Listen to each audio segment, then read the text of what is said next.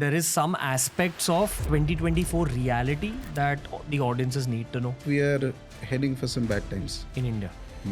So Kamakhya corridor is being planned. Building a corridor on the hill can cause a lot of damage. After that, any descendant of that, forget coming to Kamakhya. Even if they look at the hill, negative things will start happening. Pretty sure this clip is going to reach the government of India. I am sure that they won't be doing anything about it.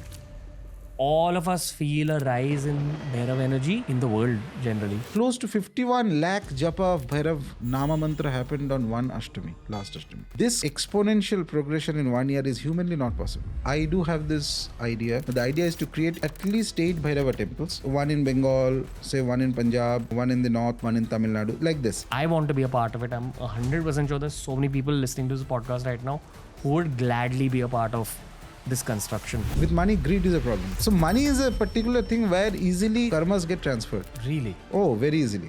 The second most easiest thing. You mean the way you make money? The way you make money, the way you take money and everything. But the thing is, when we're talking about Shakti Peethas and the way they are geographically built as well as architecturally designed, there's something even more potent about them. Actually, there are more than 51 Pithas, but it is not always revealed to humans. This is the iconography of Ma Kamakhya. India's chart is not something I look at every day, but one day suddenly I was just going through the astrological chart and then I saw that something that's bound to happen. You're not the first person I'm hearing say that. There's very little I need to say about Rajarshi Nandy to people who've already watched some of his episodes. For the very few who haven't, this is going to be a deep dive into the world of tantric philosophy as well as the world of deities. It was a very elaborate 3-hour conversation that we had to split up into 2 different episodes. The only thing I wish to say before letting you slip into this episode is that if you want a deeper form of Rajarshi Nandy's wisdom, there's a project we've worked on together. It's a part of my app called Level SuperMind, which is linked down below. Very detailed guided meditations to help with your own evolution as well as the evolution of your mind. It's all about mind performance on Level Supermind. But for now, this is another special with Rajarshi Nandy on TRS, going in lots of different directions, but with the core thought of furthering the understanding of our universe. It's Rajarshi Nandy on TRS.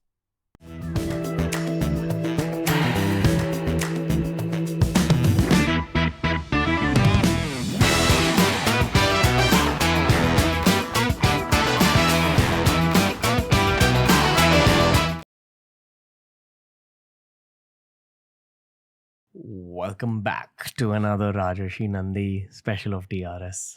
Namaste, sir. Jai Ma Kamakhya. Jai Ma Kamakhya. Jai Bhairav Baba. Jai Bhairav Baba. Jai Matara. It's been 10 minutes since we stopped the last conversation, but it's been at least a week since the audience has seen you, perhaps months. So let's begin from where we left off in the last one. Sure. The general conversation we were having was about Bhairav. Right. The more general conversation we were having was about tantra and the rise of deities. In the last episode, we compared the earthly realm to a playground. We said that every human is a child on the playground. Certain children, like Rajarshi Nandy, know more than the other children and are able to give them chits which teach them about the deities, which are the highest beings which are also present in the same playground. In the last conversation, we spoke about slightly lower beings and slightly higher beings and how they can also incarnate within this playground. Right. But we didn't speak enough about the deities. Right. My question to you is simple. We spoke about how post the pandemic has been a rise of Bhairav energy. Yes. All over India. Absolutely. I remember we also spoke about how it's been dormant for a very long time in modern Indian history. Bhairav worship has reduced in our country. And at the end of the day, the deities are so powerful that they themselves decide when they'll come to the forefront and interact with human life and affect human life. Yes. And all of us feel a rise in Bhairav energy in the world generally. I will let you begin this conversation wherever you like. Do you want to begin in 2020, 2021? Or would you actually like to begin at the point where Bhairav decided to be dormant for some time in human culture?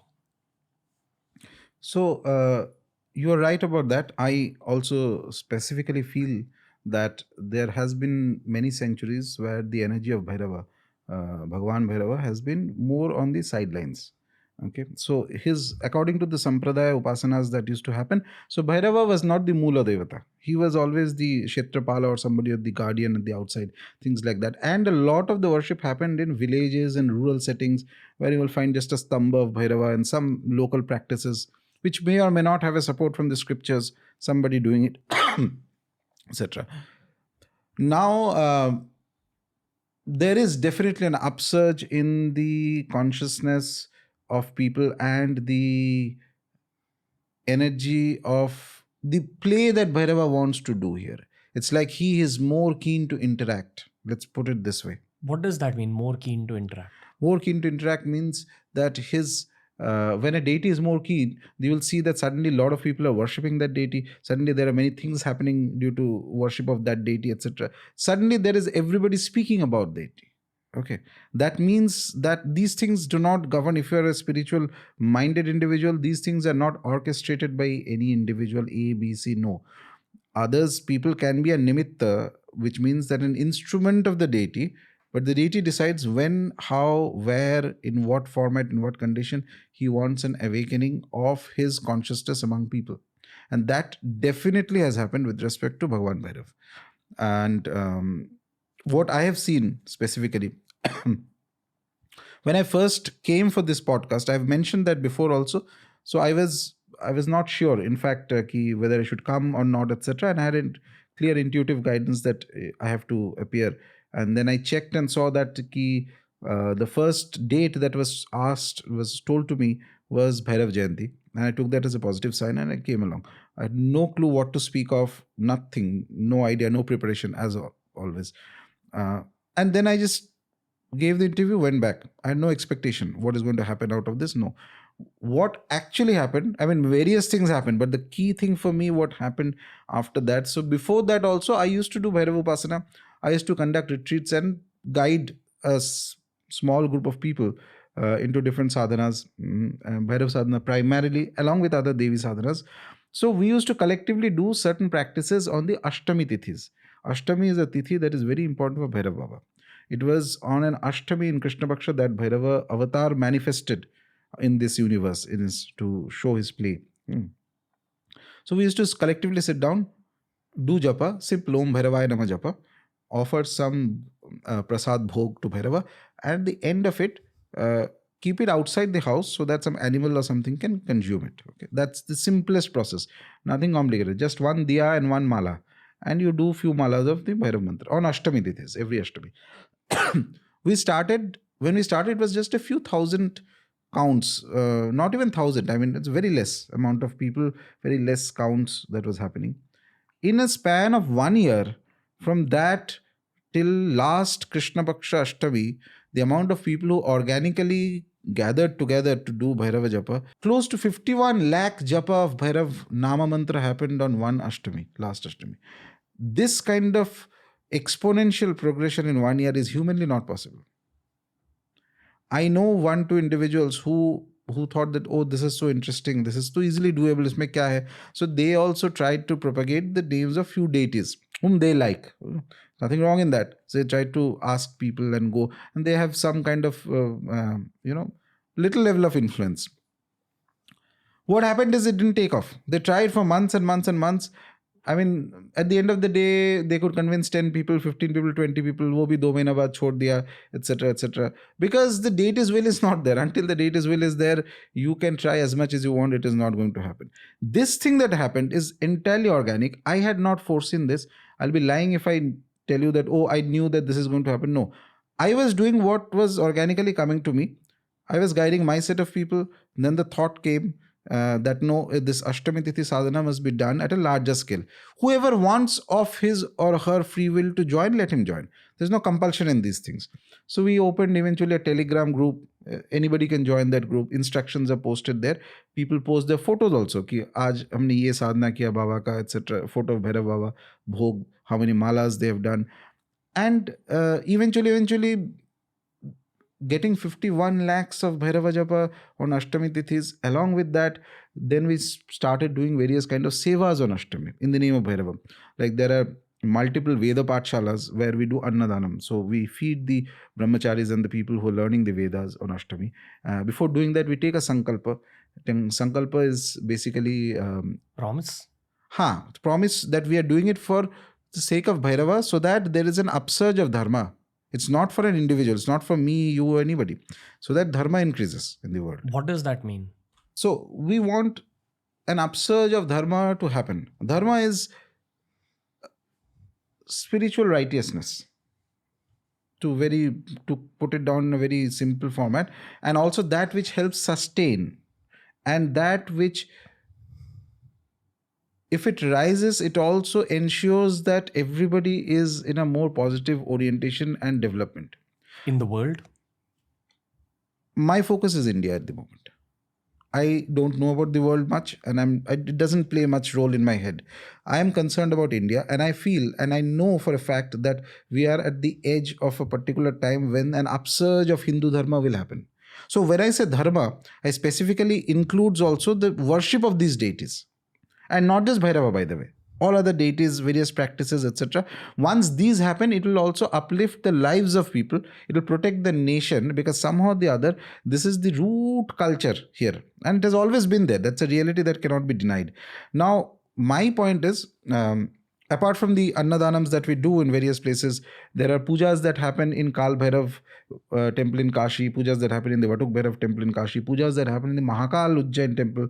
There are Rudravishekams that happen of Shiva. There are Brahmin Bhojans are done specifically. Sabke liye sankalp is the same, that this is specifically done so that there's an awakening of dharma that happens. And I feel entirely, if Bhairav Baba wills it, this 51 lakhs japa that is happening, this should eventually go up to crores, not just 1 crore. Ek time aana chahiye when a country with a population of over 1 billion should come when on the Ashtami Tithis there should be at least 7 to 8 crores of japa. How far away from that? I don't know. That's his will. I'm not judging ki we have to do it now, tomorrow, day after. No. I want to create something that will be so strong that will last for centuries. It is not dependent on human beings. It's not dependent on me. So it need not depend on Rajarshi Nandy. It's a process, a system that has to be set in place so that it goes on. And to create something that big, you cannot hurry. Take slow steps. And dhire, dhire, dhire, with the blessings of the deities, it will happen.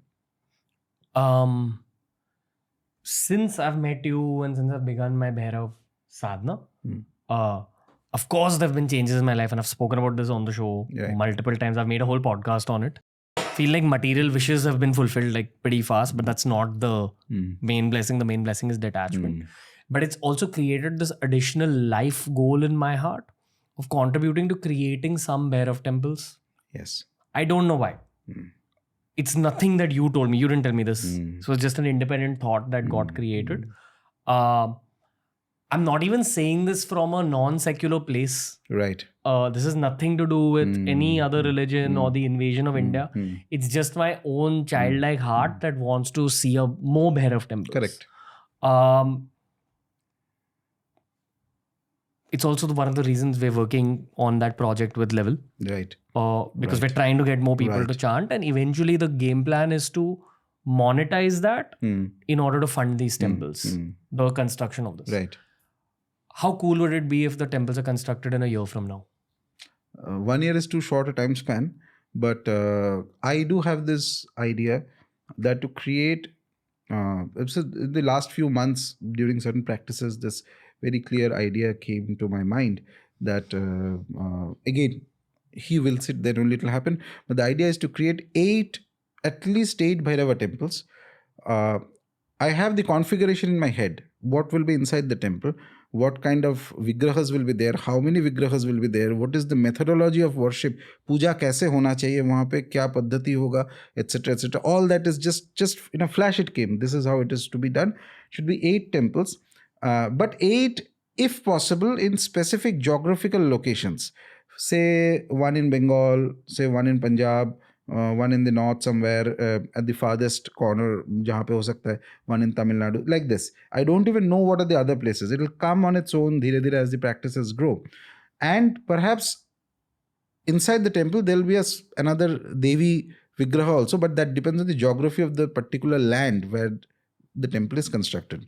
Inside that, I will not go into the detailed architecture that I have in my head, but what I feel is that if this project gets along, and it will take time because obviously 8 temples are not and I want it to be not small temples. Right now, the Bhairava temples that you have, even the best ones, are very small, on the roadside, something like that. No, this should be something grand, something so exquisite, so beautiful, so powerful, both ritualistically and aesthetically, that for centuries it is going to help people connect to Bhairava Tattva.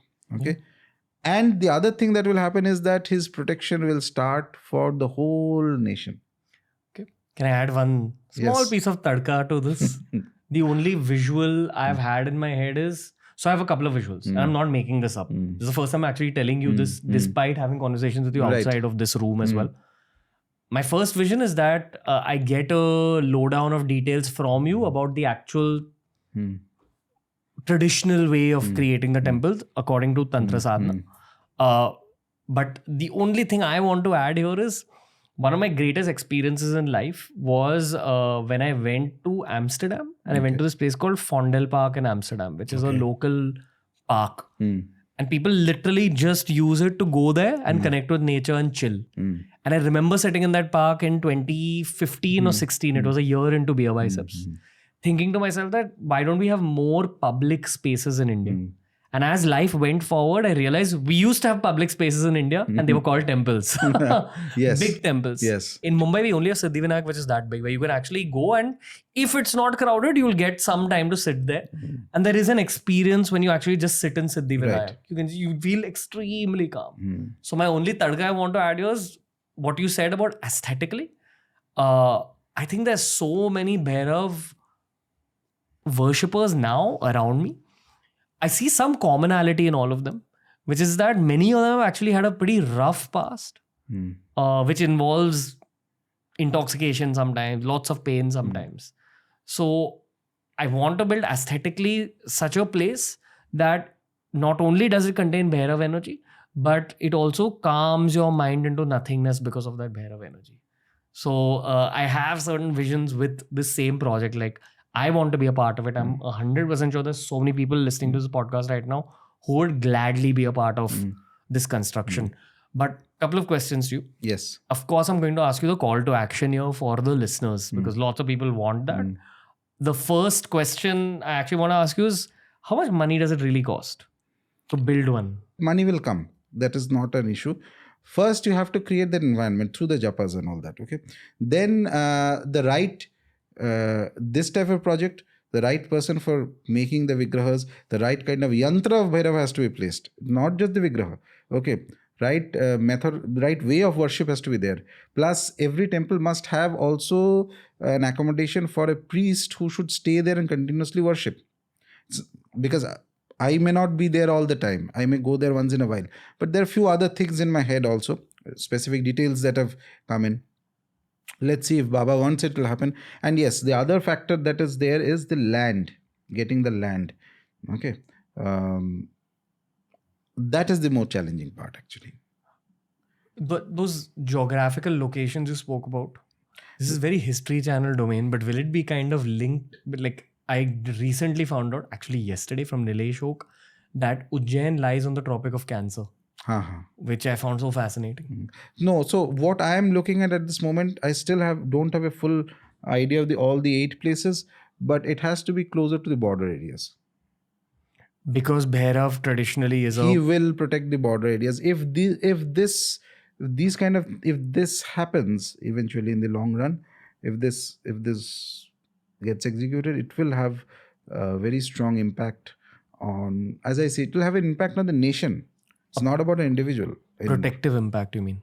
And there are certain changes that are going to start in 2 years, 2.5 years in India. Period of 10-15 years is going to be, that will require that type of energy. Do you want to say anything? No, I will just say that Baki, whatever Baba wills it, if he wills it will happen. So I go about all these things with a certain degree of enthusiasm along with detachment, which means tomorrow if it doesn't happen, it's fine. It's not going to affect my practice or my connection to him or anything like that. He is the boss. You, me, or anybody else is just an instrument. An instrument must always know that instrument ka auqat instrument hi hai. The moment you start thinking, oh, you are doing it, you are so important, then things. There's a part of me that feels a lot of positive aggression towards building it. Yes. Is that? I feel that it will happen. I feel that it is a thing that is destined. It will happen. But it will take time. It is not a thing. I am also not in a hurry that it has to happen in 1 year. But it should start, at least one temple should start. And the timeline I have in mind is 8 to 10 years. Pura 8 ke 8 banne mein at least 10 years lagega. There will always be, when you are starting a project of this, and with this intent in your mind, you can be rest assured to activate various asuric forces. They will try and stop you. Can you go on? It is the nature of the world. It is the nature of the world. If you try doing something good, then Yes, something there bad. will be some various other things, and the project of this also has the other. One has to be very cautious. All types of people may come, and with the idea that no, we want to help and this that, but you have to be very careful where you can take funds from. What are the expectations of those people? These are all tricky matters.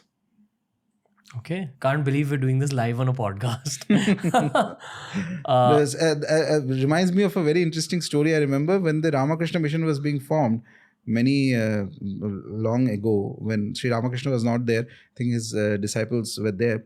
There was an anecdotal story that somebody, one businessman or something, used to come, and in those eras used to put in a lot of money and say that I've brought this money, you take it. And one of the senior disciples of Sri Ramakrishna was himself very spiritually advanced. He would always very respectfully say, no, we don't need their money. Then later somebody asked him why. He said that that's because the man is not giving with a very clear intent. The reason he was donating that money is because somehow or the other he got this idea, or somebody told him that if you give this monk, some karmic problem that he's facing will go away. So he says, so money is a particular thing where easily karmas get transferred. Really? Oh, very easily. The second most easiest thing. You mean the way you make money? The way you make money, the way you take money, and everything. Okay. Specifically for these kind of course, you cannot filter everything. That's not possible humanly. But on a broad level, if there are people who are willing to say suddenly comes in, there may be a lot of people with a lot of money. I'm sure the world has a lot of rich people.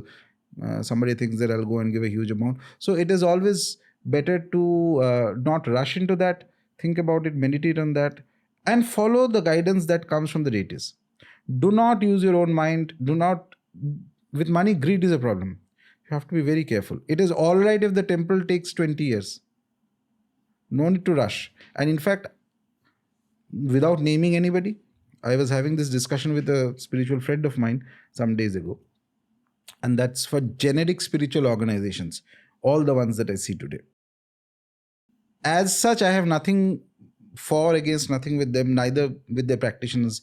My best of luck to them. Please carry on whatever you're doing. If it's helping you, very good. But whenever there's a spiritual organization and it takes an exponential jump materialistically, like suddenly there's an explosion of ashrams everywhere and there's a huge amount of money involved and this and that. And that's an exponential jump. Okay, which normal course it is not that easy to make that kind of materialistic jump. My deepest hunch is that there are some other forces involved in it. Not only deities. Oh. No deity, nobody gives you exponential amount of money at a very short time. Nobody, no deity will give you that. But lower beings can, if you engage with them. So that's the question I ask. When Ramakrishna mission, I consider them to be reasonably spiritual and authentic. So there, if you read the history, they had to struggle for money. Swami Vivekananda's Samadhi They say that it took decades before they could gather the money to make a small. You go there to Belur Math, you'll see the samadhi of Swamiji that is there. So it took a lot of money, time, and effort. Go back even earlier, say when the traditional mathas are there, when Adi Shankara must have created his matha. I'm just saying, Sure. how long would it have taken for them to establish an organization, to establish a practice, establish the materialistic aspect? How long might it have taken? Nothing good comes at this pace. If you're going very fast, then one day the fall will also be equally fast. That is a thumb rule of nature, and it is never ever going to get violated. Are you suggesting that again lower beings are involved possibly? I'm not suggesting anything. I'm just saying. You're saying. I'm just saying that whenever I see an exponential growth of power in a spiritual organization and material assets and all that, exponential growth, not normal course. So like it's going at a certain pace, and then suddenly in a span of 5-10 years it goes everywhere in the world. पता नहीं Mars में भी बना दिया एक आश्रम types. So then my first thought is that which deity gave this? Because even Mahalakshmi will also not give you that amount of money in that small span of time. If you're a businessman and you have done well, that I understand. That process can give you. And that I recognize also. You might have done either udhar thoda corruption, that's okay. That I understand. But if you are confessing that, I'm just worshipping the Brahman and I don't look at here, there, but I have 150 ashrams, 10 in moon and 3 in Mars. So then I think, यहाँ से कैसे बन गया? कहाँ से पैसा आया? Wow. I think for this particular episode, we're going to stick to the subject of India generally as a Kshetra. Right. Do you want to begin by telling us what a Kshetra is and how is it even related to our favorite subject, Tantra? Yes. What's the correlation? Because even the core thought behind these Bhairav mandirs is protecting the Kshetra. Yes.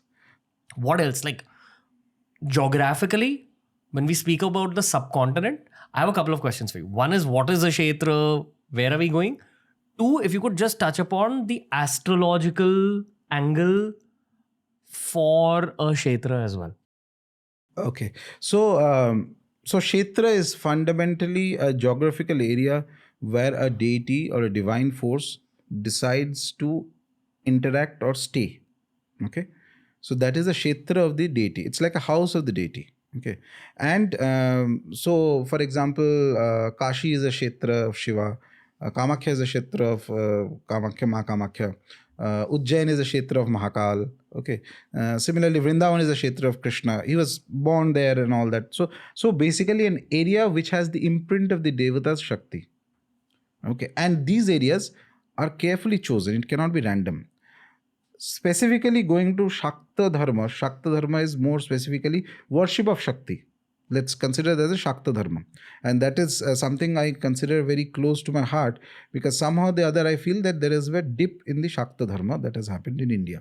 Really? It has to increase more in its true grandeur without getting sublimated through other dharmas. Which means, by which I mean, as I was speaking, there are a lot of people who worship Devi, but their fundamental attitude or the fundamental nature through which the paddhati in which they approach worship of Devi is more or less either kind of loose Vaishnavism or something like that. I want, if she wills it, a time when Shakti Dharma in its true essence comes in. And that would involve, obviously, the primary things is Tantra Shastras. Tantra Shastra and the Shakti Agamas, without looking into them, without recommendations that they suggest, if that is not being done, then it is not Shakti Dharma. Okay, it's like it's difficult to explain. Say, I'm speaking to you in English, but still I'm an Indian, right? I'm not a foreigner. So it is like that. So I'm saying that I worship Ma Durga, but all the tendencies and the methods I'm using to do the worship, etc., is more or less a loose Vaishnavism, a loose Puranic method, and something not conformed to the core tantric methods and all. Tantra is, right now as it is there, is the path of the mother. She loves it. Make no mistake about it. Great Siddhas have come in the tantric path, and it is her domain. Okay. So eventually, if she wills it, if Ma Kamakhya wills it, there will be an upsurge in more acceptance and practice of Tantra Sadhana in India. Maybe, I don't know when, 10 years, 15 years, 50 years, whenever it happens, she wills it. But perhaps the time has come now. And somehow, worship of Bhairava is a precursor to that. Until Bhairava comes in and he clears the path, the real Tantra Sadhana Shakti Dharma doesn't arise in that format. He is the first one. Is there like a duration? Not in our domain. They know. So Kshetra is basically an area that holds the energy of the deity. When it comes to Shakti Dharma or Shakti Upasana, there are 51 Shakti Pithas. We know that. So these Shakti Pithas were created by the mythological, the Puranic story that we have is when Sati went to the Daksha Yagya and she self-immolated, then Shiva got very angry. He carried the dead body of Sati and he danced around in anger and grief. And then Lord Vishnu comes and he cuts the body into parts. And those 51 parts fall in different areas across India, some in Bangladesh, some in Pakistan area, and all that also is there. And each of them becomes a Shakti Pitha. Okay. Now 51 is a very crucial number. 51 is also linked to the matrikas, the alphabets in Sanskrit. Each of the Sanskrit alphabet is a deity, a matrika. Speech is a devata. Speech is a deity. Wow. Matrikas are the deity. The alphabets are the deity. Your knowledge of the language determines how much you can think. If you cannot name something, you don't know what it is. The moment you can name a thing, you have some power over it. That which you cannot name, the indefinable, you have no power over the indefinable. Okay. Name means quality. Some attachment aa gaya. Jitna bhi, even if it's minor thing. So these 51 therefore are the Shakti Pithas. And these Shakti Pithas are governed also by certain geographical markers.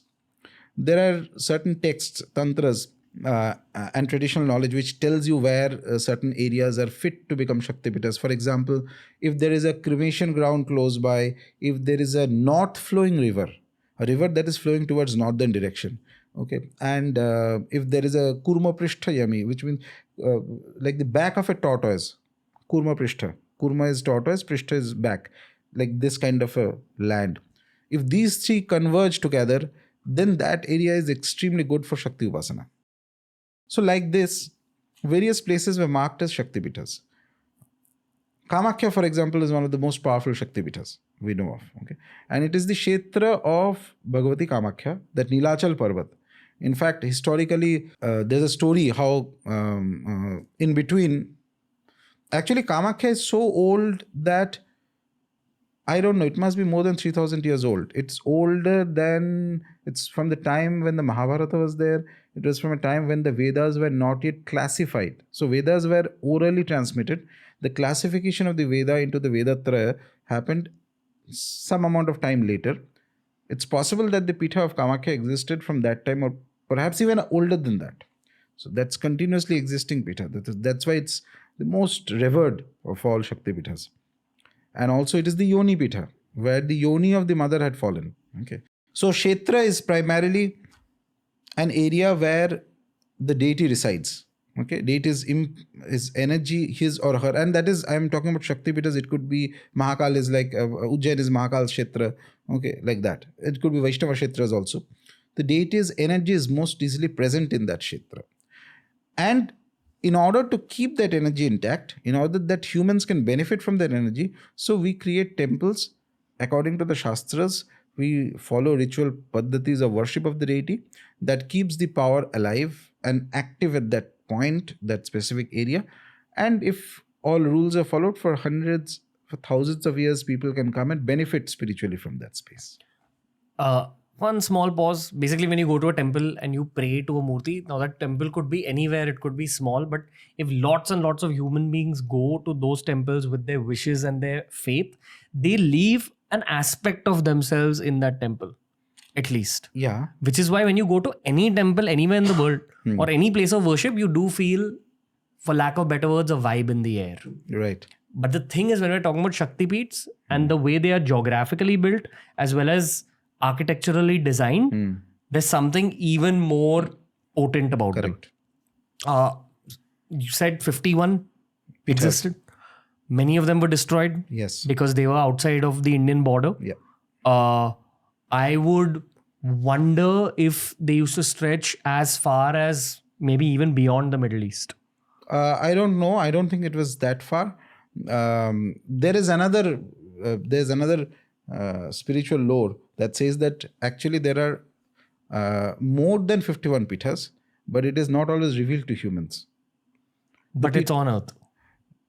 It's like this. So these things are governed. So as I mentioned to you, when the deity wills ki, okay, let's unveil a new pitha, a new place. Okay, the environment is right, the time is right, the people are right. Something may rise up.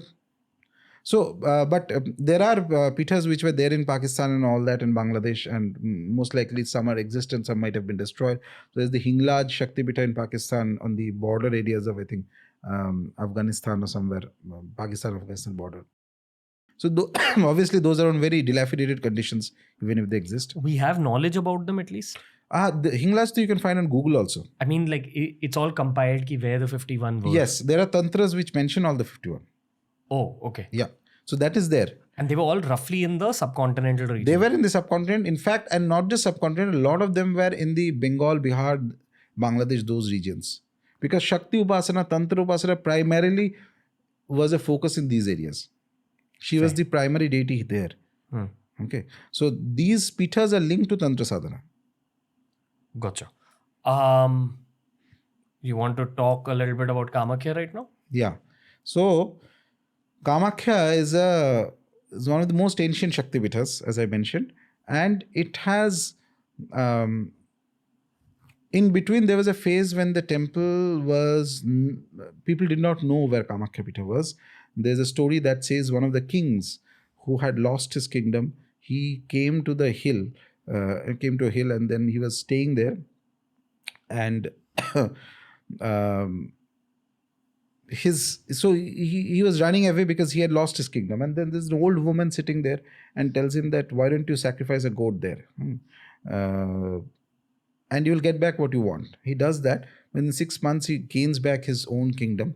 And then he gathers a group of people and pandits from everywhere, Varanasi to Bengal, and they come to that particular hill and they start digging that, what is this place? And after digging, they find a cave inside.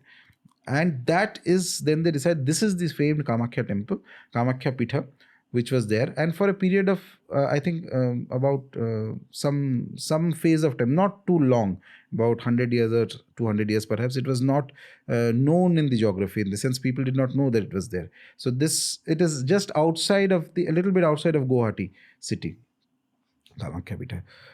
And it is the foremost of all Shakti Pithas. It's incredible. The Pitha is very powerful. The hill itself on which the Pitha rests is the body of the deity, by the way.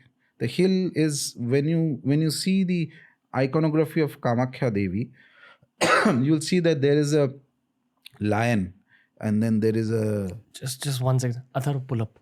So this is the icon of Ma Kamakhya deity. Okay. Now, in this, you'll see that there's a lion.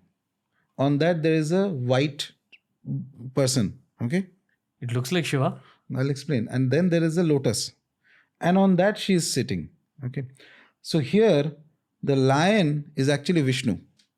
He takes up the form of a lion. Okay. And that is Shiva, who takes up the form of like a pret. Like he becomes like a pret. Okay. A ghost. Preta. But it's Shiva actually. And it's called Pretasana. And on that, there is the lotus. That is Brahma. On that sits Kamakhya. And these three beings, the lion, the Shiva, Brahma, Vishnu and Maheshwara, this is the mountain. The mountain itself is these three beings. And also Bhairava. And on top of that is Kamakhya. Wow. She has 6 faces, okay, and 12 arms. And there are a lot of weapons in there. And Here in this iconography, they are shown Brahma and Vishnu this side, just to make it understanding to people. But there is also the Radha iconography is described as Lakshmi and Saraswati, or Matangi and Kamalatmika, two other Mahavidyas. They sit right next to her and keep looking at her. And these are all spiritually significant, by the way. It's not randomly done. So this iconography of the mother, which means that the hill itself is sacred, because the hill is the asana. These are the three deities on the hill. Okay. And on that is Devi Kamakhya, who has 6 faces. These 6 faces are 6 forms of the mother, and they have their own tantra and their paddhatis. Each of the faces. Each of the faces.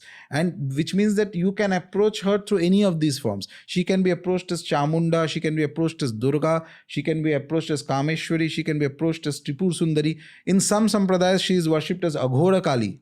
Okay. And then in the standard paddhati in which the priests worship her, she is worshipped as Tripur Sundari. Okay. This is Kamakhya. She is this collective of all these deities, and yet when you go enter into the put Kamakhya temple, so you won't have a picture of the Garbhagriha because the photos are not allowed there, but just put Kamakhya temple. So that first dome that you can see on the left, first one, yes, this one. So right under this is the Garbhagriha. Gotcha. Of the mother. Okay. And this is the Nat Mandir, where various puja part etc. happens. Right next to it, there's a smaller dome, you can see. That is where the Utsav Murti is kept. There's a Vigraha also of Kameshwar. Okay, that is kept there, which itself is many centuries old. The Yogini Tantra mentions that Vigraha is very powerful, and you know what to do and things like that. And the main thing is, inside that first dome, there is an underground cave. In that cave, there is a natural formation of a yoni, and there is a water that comes out. Okay. The texts also describe that inside there are Ashta Bhairavas carved around in that cave. And there is a Shiva Linga also somewhere. We won't be able to find images of it. No photo is allowed inside the sanctum. So all these other photos that you see claiming to be Kamakhya are not Kamakhya actually. So people have just randomly put them. The thing is, people go inside that Garbhagriha, inside that first dome, and you take some water from that spring and you drink that water and sprinkle on your head. That is called Sparsha Darshan. The most important thing in Kamakhya is Sparsha Darshan, not just Namaskara. Other places you go and do Namaskara. Here you have to drink that water. That water, the moment you take in that water, you sprinkle on your head and all that. That is the worship of the mother. That is the first thing. That is the darshan of the mother is complete. Keeping little geology in mind, where is that water coming from? There is an underground perennial source of water in the hill. Somewhere inside the hill. Yes. And now, see, this is not Kamakhya actually. So this somebody has created in the net. Very easily people think that this is Kamakhya temple specifically. But inside the Garbhagriha, there are no photos. Apart from this, this is the Kamakhya temple. There are the 10 Mahavidya temples are on the hill. There is a Kali temple. There's a Tara temple. So just give a search there. Kamakhya Hill. Kamakhya Hill temples. I don't know if I have it. This third one you see, this is the Tara temple. Gotcha. Okay. Just before you enter the Ma Kamakhya main pressings, Prangan, before that on the right hand side, a little bit elevated, is Tara. I have a tangential question related to temples in general, because there was a text I read on the domes and the monoliths above temples. There is a purpose to those.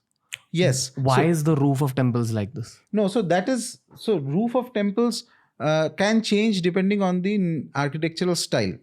But I feel generally, and I'm not an expert on the temple architecture. There are other people who know that.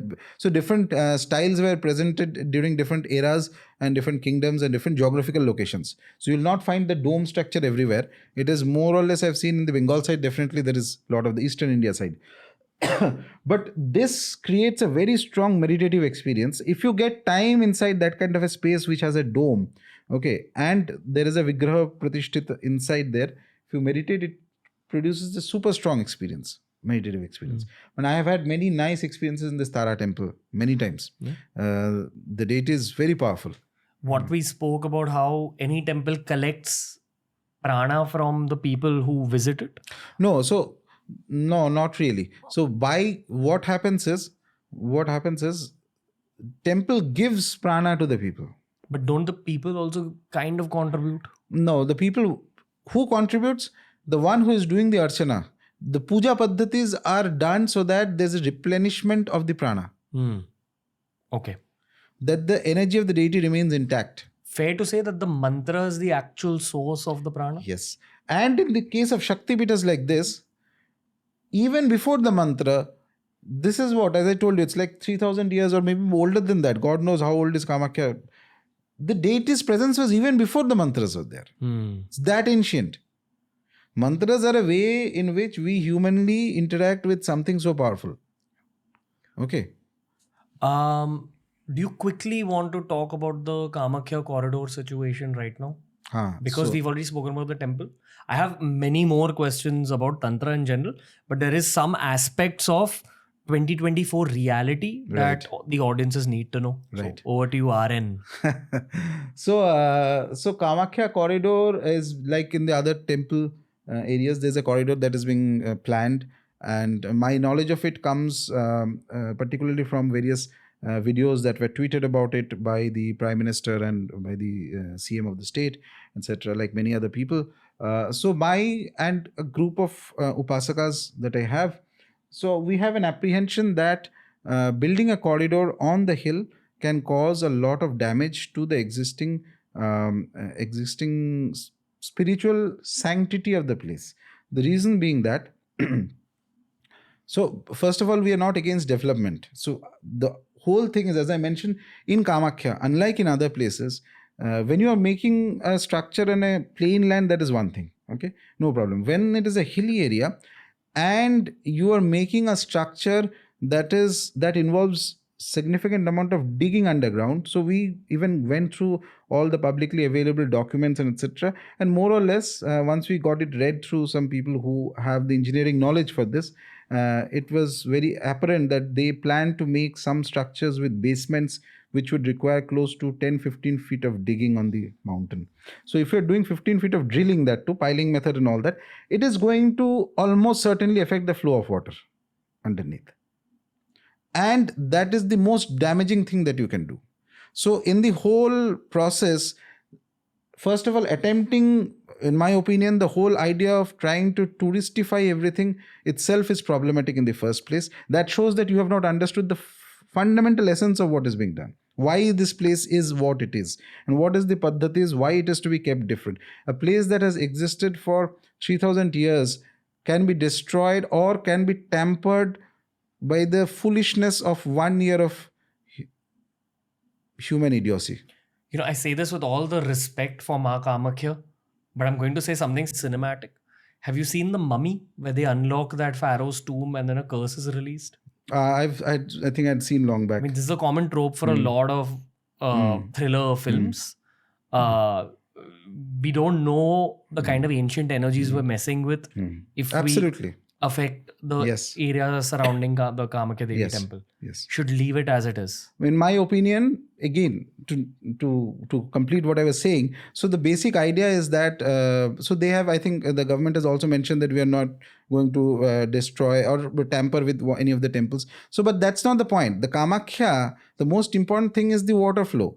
And that is exactly the same with all kinds of temples or devalayas or kshetras that are there in ecologically sensitive areas. Okay, that is very different from what you have on the plain lands. So if you are doing that type of digging, that type of building construction, it is 100% very likely that the water flow will get affected. If the water flow gets affected, the pitha is going to get affected. And I'm not even talking about the 100 other things that are possible. Okay. Like? For example, as I said, Kamakhya Pitha has a certain decorum. So if you really want to develop a Pitha and you have the best intent of people in mind and you don't want to turn a Pitha into a Disneyland, if that's your idea, then it's a very different thing. Many people have that idea, means we'll do developments, we want a Disneyland everywhere, some glitzy, shiny thing is there, bahut acha. Then you educate people about Tantra Shastra, you educate people how to do the upasana of the deity, you make right, it's a hillock. Right down on the basement, you make 100-story building. क्या फर्क पड़ रहा है? वो तो अच्छा है. It's good for the development, good for state, सब कुछ. Then you teach them how to do sadhana of that deity. You explain to the, you explain what are the paddhatis, what are the protocols to be followed. Half the people, they don't even know the paddhati that is followed in Kamakhya and Eastern India when we offer Karan to the mother and etc. If you really want to do something good with the Pitha, you explain to them. You explain all these things to them. You make jitna building banana hai, down on below the hill, you make anything you want. But any process that is done on the hill without first a study of the hydrology of the hill and the ecology of the hill is definitely going to damage the spiritual sanctity of the place. And I feel that every dharmic should inform their representatives or the government or whoever it is that you should not venture into this without first a thorough ecological and hydrological study. That is mandatory, because Kamakhya without that water is nothing. It is the spring inside that is the life source of Kamakhya. I would assume that the government has probably just not been educated about the things that you are saying. I don't know, which is very surprising, because you are the government of India. You have enough people, you have enough money, you have enough time. Who has stopped you from doing all these things? It's probably the momentum of this whole temple rebuild thing that is making them overlook this. Because the other alternative to my current theory is that someone has told the people in power that don't do this, you'll mess with the deity if you do this. And they're like, I'm more powerful, my thoughts are more powerful. Yeah, human beings sometimes can become very... The other thing is, and not just that, during the course of this thing, I was kind of busy with this for some period of time. So 10-15 of us eventually, when we did not find an alternative, we filed a case in the Supreme Court also as a PIL and in the Guwahati High Court. Again, the idea is not that we are against development. Please do as much development as you want right below the hill. Who's stopping you? That's wonderful. More people will come. They'll get educated. It's great to know about Tantra Shastras and the significance and the beauty and power of Ma Kamakhya, but not in the way that you destroy that place in the name of development. That is not development. That is destruction. Okay. Then that is stupidity. What will the deity go through? I don't know, but I know this much, that during this course of this last few months, when actually I was totally busy with this thing, etc., there were some a few, at least 3 different Devaprasnas were done. The Devaprasna is a kind of astrological process to know that what is the implication, and more or less it came that there will be, because this temple is located in the northeast of India, and a deity like that doesn't want that type of a massive destruction happening on the hill, or tampering of the the water flow or anything. If it gets affected, then it can have an repercussion for the whole of the country at different places. And often this is not easy to link, by the way. Why is it not easy to link? Because unless your mind is very sharp, something in Vastu Shastra, the northeast is the area of the divine energy. You do some mess in the northeast of your home, your whole house will have complete lack of peace. Lack of peace means it could be anything. Some trouble here, some trouble there, God knows what. I don't even know. Okay. So those came in. So that is why. So there was a very clear guidance that came in during the Prashnas that as a devotee, that's the max you can do. That you can file a case and then see if you win or lose. It's my win. I don't even know what winning means, to be honest. This is not a personal matter for any individual. 13 of us who are devotees of Ma Kamakhya from different parts of India. Because remember, the deity is not just one individual's. Anybody who has faith, it is hers. It belongs to the devotee in the first instance. Okay. So without taking those sentiments into account, just in the name of development, causing something that breaks a 3,000-year-old tradition without, I don't know if there's anything more foolish than that. And in Kamakhya, there is a very old story that is there. You can find it on the Google also. There was this, the Cooch Behar kings, there were 2 famous kings, Naranarayan, who was a great upasaka of Ma Kamakhya, they say. And there used to be a priest who had the ability to... so at night, Ma Kamakhya is to dance inside the Garbhagriha, they say. Okay. And the priest used to worship her midnight, eyes closed. No one was allowed to see her. The king, and this is like I'm saying 500-600 years ago, and everything that I'm saying, you can do a Google and you'll find it. It's all easily available internet information. And the king was very desperate कि नहीं मुझे भी देखना है. And he kind of perhaps bribed the priest or something like that and said that I also want to see. And the priest took him inside at midnight. And the deity got furious because of the breach of protocol, what is to be done, etc. They say that the priest's head was found next day in his house. They say, and the king, not only was he thrown out, till today, the descendants of that royal family, when they go even by a train close to the hills, they put an umbrella so that by mistake also their vision does not fall on the hill. She gave a curse that after that, any descendant of that, forget coming to Kamakhya, even if they look at the hill, negative things will start happening. And till this date, it is followed. And they were a royal family. I'm sure they had contacts and everything. It is what it is. The anger of a deity of that caliber, it is to be superbly foolish to play with fire like that. Eternal anger. Oh, you don't know. She's 3,000 years old. Politics, India, this party, that party, these are all blips. They come and go. For her point of view, कुछ नहीं है ये सब. Man, so I don't know what this will happen. As a devotee, that is the max I can do. I look at it as a seva to the mother. That's all. Finally, she will decide what she wants.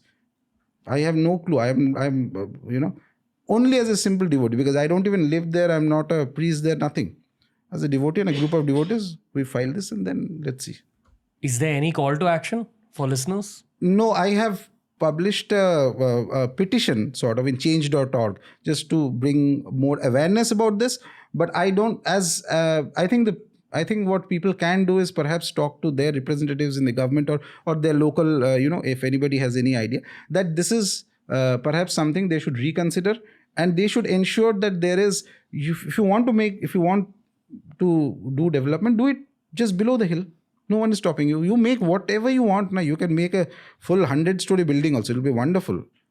You'll have employment, you'll have glitz, glamour, whatever. जो तुम्हें लगता है development का तुम्हारा जो definition है सब हो जाएगा. But ensure that the water flow is not disturbed by excessive digging on the hill. Demolition activities. I'm pretty sure this clip is going to reach the government of India. I'm sure that they won't be doing anything about it. I'm sure they're already aware of all this. Really? I don't have much hopes on them, to be honest. So you think that this construction situation is going to go forward anyway? I think it's going to go forward. I think we are heading for some bad times. In India? No solution? I don't run the universe. I'm just an ordinary person. I have made peace with what it is. And I also know that what is the dharma here. My dharma is to do this. And I will do this. In between, while organizing, for the lawyers and things like that, funds, etc., a lot of other things happened in between. I won't go into its whole saga in itself. Many people left and things like that. All right, that's fine. But I was very clear the moment this guidance came that this is what has to be done. Whether the case gets thrown out or all, doesn't matter. For me, it is seva to the date. What was the word you used? Astrological, Deva prediction? Devaprasnam. Devaprasnam. I got reminded of Ouija board, No, that's the other thing. I mean, to contact negative beings, there is devices like the Ouija board. Here, this is a technique to contact deities. So this is a kind of there's something popular in South India. North India doesn't know this process well. It's called an Ashtamangala Prashna. There are 8 different things that are used, and it can go on for days also. There are people who are experts in this, where basically they will predict using a bunch of kauris and 8 different items, some of gold and some vibhuti and various things, specific things are needed. And Deva Prashna is basically to know what the deity is saying, what the deity wants. Okay, wants done. It could be either the will of a deity, or it could even be what a deity is instructing that this XYZ should be done. And only people who are specialized in this, who are very tuned to this, who have a very strong level of intuitive ability, can do this Deva Prashna. It is not done anywhere and everywhere. I think it's traditionally done in some people who know this or who have the art of it. So I found it very impressive when the Deva Prashna was 3 readings were taken at different two different people, three different. One where I was present, and the other which somebody I knew had gotten done and told me the conclusions. But the one that I was present, more or less, everything that was predicted, kind of that XYZ is going to happen, that is going to happen, this is going to happen, this is going to happen. I saw, I would say, a 98% accuracy of that. I mean, even the smallest of things. I won't go into details. It was like, so after so many months, this is going to happen, X, Y, Z, etc., etc., etc. So when I started Devaprasnam, I remember there were some people in the room when the Prashna was happening. I thought that they would be a part of this. Then I have a recording of it also, by the way, with me.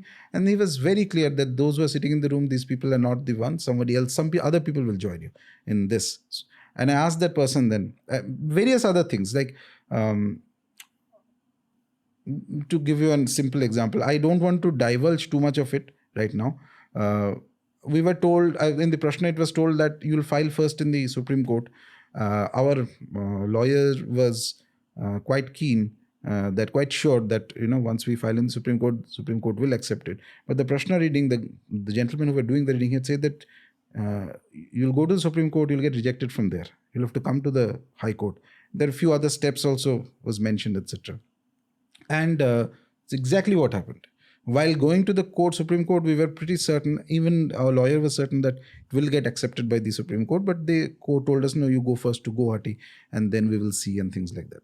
Even smaller, minor details, people who were not present at the moment, there was this specific individual who has to, must be part of the petition. But more or less what I saw is that in terms of objective analysis of the accuracy of prediction, it was more than 98%. It was terrific. So this process in general, though, is used in especially South Indian temples often, I think. Maybe not Vaishnava temples, I'm not sure. But at least in Shakta temples and Shiva temples, perhaps this is used as a kind of method to get a guidance on what to be done. And once you do it, I think it's very good process in the sense that if there are large temples, every 10 years, they should once conduct this kind of a prashna. It should be done officially with the temple, not just average individuals. Official invitation has to be given to the people. And they should be conducting that. And that will give you whether even smallest of things, like you have a particular process, this time you do some archana, that time there is a line. Deity can tell you that this is right or wrong. Do I want this? No, I don't want this, etc. And during that prashna, I remember I had asked that gentleman that should I go ahead with this? Because I had that mind, the idea that if nothing works, we have to go for a court case eventually. And he was very clear that yes, this is what the deity wills, that the case has to go. Win or lose, I also don't know. But again, as I say, I look at it as a seva. Rest, it's her will. Can we go back to that point where we were talking about how geographical regions also have an astrological chart? So that is a part of mundane Jyotisha where geographical regions do have an astrological chart. I haven't delved too deeply into it, or I don't go too much into that type of prediction. But yes, there are many astrological classics, specifically when predicting, say, effect of eclipses and all that. These things come into play very strongly, that whether there's a grahan that is happening at a particular place and this and that, etc., may have an impact on this type of a land, may have an impact on that type of a land. So accordingly, one can map that this area of the world is going to get affected, that area. So they have grahas, they have rashis linked to different geographical locations. The one thing I know about astrologers is that an astrologer will always bring his or her own personality into the astrological reading. Always. That's what separates one astrologer from the other. Yes. And two astrologers might read the same chart very differently. Correct. Depending on their own personality. I also know that you gave us one of our most stellar episodes in that Astrology 101 basics. Again, I'm not going to ask you about the details of astrology because of that one episode, and I point everyone who's not seen that episode towards it. What I do wish to ask you about is India, because obviously multiple astrologers would have predicted things about India based on India's astrological chart. And mostly on the internet, when you predict positive things, that's what gets you the views. Nationalism gets you the views on the Indian internet. Have you ever looked at the India chart yourself? I have. In this formation chart. considering this whole situation we were talking about right now about the Kamakhya Devi corridor being built and how it will have implications on India, that kind of a situation will alter the chart slightly, right? No. So it doesn't alter the chart. The chart is the formation of India as the current the state of India is from the time when 1947 when it was formed at that time. So that shows a certain overall tendency. Okay. Tendency. But coming to when we were discussing on Bhairava, there is a change that will happen in 1-2 years, and that change will last for at least 10 years. And that will accelerate the upasana and the energy and the impact of Bhairav Sadhana on India very strongly. Okay. That fine. There's no doubt in my mind about it, and I found it a very happy coincidence because so India's chart is not something I look at every day, but one day suddenly I was just going through the astrological chart, and then I saw that this is it's something that's bound to happen. Is there like a general economic prediction at least? There can be economic and all that prediction, but I'll not go into that. But India is going to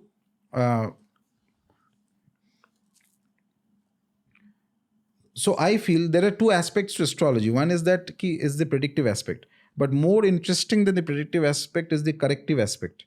Corrective aspect is what we call the remedies, the pariharams, and the upayas. So when the texts of astrology, Jyotish are mentioned, they also tell you how to overcome the situation, what needs to be done. Okay, that is very important. So in the coming 10-15 years, India is going to grow stronger. Okay, stronger means it will shed off that image of being a soft state. It will become a very strong state. In terms of police and military and other things are going to become stricter than what we are accustomed to experience right now. And that environment will start off like that. And that energy is going to shift completely in this country. Okay. And that is precisely why I feel that it's not a coincidence that just before that kind of a change is about to come, 1-2 years before that, there's a certain upsurge in Bhairav Sadhana. He is the right kind of deity he is the best deity who controls police, activities like that, your military and things. Ultimate. Baba's blessing is there means you will not easily lose.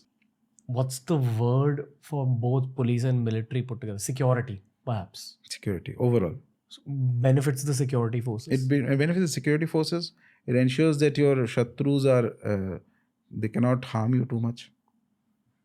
While what you're saying sounds positive, the negative I take out of what you're saying is why would we have to actually become more intense from a security perspective? Obviously, that means your neighborhood is going to become more intense. Neighborhood will become more volatile. Volatile. Yeah. Okay. And not just the neighborhood. It's possible that the 10-15 years from now, not necessarily in this 10 years, but after that also, there are certain phases when there would be internal security threats. Perhaps, I very cautiously add the word perhaps, because exact future kisi ko nahi pata. Perhaps we might face situations of strong interreligious conflicts. You're not the first person I'm hearing say that. It's just building up. The tension is building up for sure. Yeah, and it will burst out after some years. And it'll be pretty bad. And it is not just India, there'll be foreign players also putting in money to cause this. As there are right now as well. Yeah, and this is both religious and secular. So it is not only secular, it is also religious, obviously. There are certain sympathies, everybody has their own way. That is how the world functions. Now, I, as an individual, like to think of the solutions. Yeah. कि क्या करना चाहिए? Worship Bhairava. That's it. That is the first step. That's what I keep saying. It is not a coincidence that suddenly out of the blue, his worship awakens after in such a 51 lakh japa is a huge amount of japa for an average people. These are not people who have been doing lot of sadhana and all that. Okay, this is not possible normally. So worship of Bhairava, there are certain other things also that can be done. But let's see. These things will ensure that India is more or less protected, and the various negative forces that want to hamper India, their plans do not succeed. And very interestingly, I was thinking of it one day. India's formation chart has a combination of grahas. In this formation chart, eventually, if Sanatan Dharma, Hindu Dharma, has to awaken, then tantra has to rise. In this formation chart, tantra will play a much more prominent and powerful role than the traditional Vedic methods. When and if it will happen or not, I don't know. But the chart is very clear. I mean, if it was an individual's chart, I would have said straight away it was an individual, say XYZ individual's birth chart, and he would ask me that what sadhana or practice I should do. I would have straight away directed him towards Devi upasana and preferably in the tantric manner and all that. Okay, I am a big fan of data, and data governs all my decisions effectively when it comes to my career. There is a reason that the data shows us that people are interested in Rajarshi Nandy episodes. Okay. Of course, I attribute that to you, but more so I attribute that to your subject. Okay, possible. Even if we have someone like Parakom on the show, if we have anyone talking about Tantra, Robert Svoboda, those episodes get more views. It can't be a coincidence. People are naturally inclined towards it. So I think India is moving in that direction generally. It's still too early to say, but in order to practically get this thing done, there has to be, so it is to some degree, there will be an upsurge in tantra later on. It will become more mainstream, and that is a good thing in my opinion, not a bad thing at all. Again, this is all because I make this judgment based on the fact that the kind of way, sort of an exponential way in which Bhairav Sadhana has taken up, and people whom I would have least expected. Yeah, same. In my own inner circles, Right. same. So that cannot be governed by a human being so easily. You cannot force anybody into doing that. And especially Bhairava of all. I would have understood had it been Krishna or something like that. Okay. They're already popular. Everybody does. Kuch na ho to thoda bahut ye kar hi leta hai. But Bhairava Upasana at this rate, it is impossible for any human being to govern this and propel this forward. This is definitely what the deity wants. And I keep getting so many mails every day. My mailbox is flooded. People having various kinds of positive experiences. So I would rate that easily 70% of the people have some of the other positive experience, and that builds a connect with the deity. And they keep carrying on the japa for months, 6 months, 1 year and all that.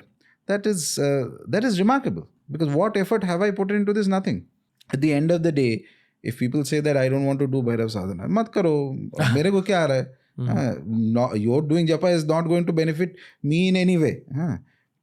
But people have stuck to it. And then when I see that, even in your case, let me just put it this way. When I had suggested the Bhairav Sadhana, I had no expectation that you will do it or not. I like that I tell people, jo thought aata hai, main bata deta hu ki ye theek. But whether you do it or not, it's fine. I don't care one bit. If you don't do it, don't do it. But when I saw that you are actually doing it, that was a surprise moment for me. Because that I did not like every other day, ki, are you doing it, not doing it? I don't care anyway. But then I realized that, something else must be working there. Yeah. It was other factors. Yeah. You were the immediate reason. Right. A year before meeting, I had a powerful Kaal Bhairav temple visit. Right. Randomly. Didn't even go to the Sankat Mochan Hanuman Mandir in Banaras. And Hanumanji is like my childhood's favorite. But it's not just you, but you were the strong accelerator. As I think is the case with this series of podcasts that we've been creating. Right. How often does Bhairav come up even in our conversations on this show? There's got to be something acting through us. Correct. So all in all, the deity is waking up. I think that's the bottom line that people have gotten. That's absolutely sure. That was the episode for today, ladies and gentlemen. We split up the conversation into 2 parts because it was just too heavy and too long to be released as one single episode. The second part will be released very, very soon. So stay tuned. And until then, if you want more of Rajarshi Nandy, I'll link you back to Level SuperMind. Experience what it's like being guided in a meditation by this man. Experience what it's like working on the evolution of your own mind, working on the upgrade of your own mind performance. Always very special speaking to Rajarshi Nandy.